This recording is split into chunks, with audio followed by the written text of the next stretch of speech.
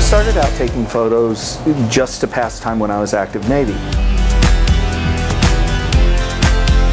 It got to be just constant. I always had a camera with me.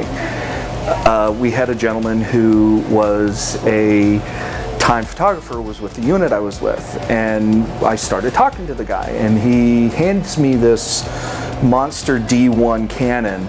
I mean, I got a little tiny Nikon D90, so it's like from a Hyundai to a Rolls Royce.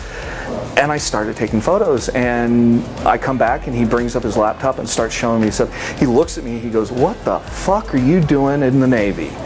He says, "I've never seen somebody with more natural talent. And this man works for Time."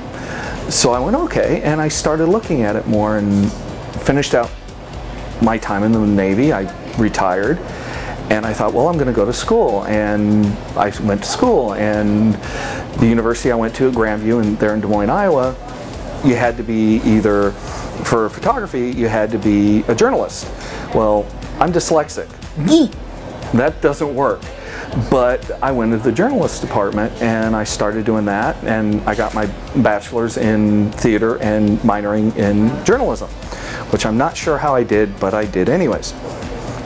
Graduated there, went up here, I'm going to UW for my master's in theater, and I'm taking much more photography classes. My approach is anything that strikes me. It doesn't matter what it is. It can be a color, it can be a person, it can be an action, it can be stars. And I have to grab my camera, I have to capture it.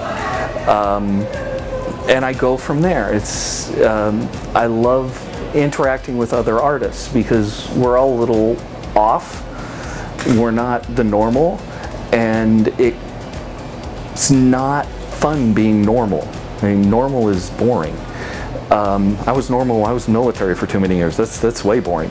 I really just want to get my master's, continue to just take great photos, and make people smile when they look at my stuff. I'm Steve, and I'm a raw artist.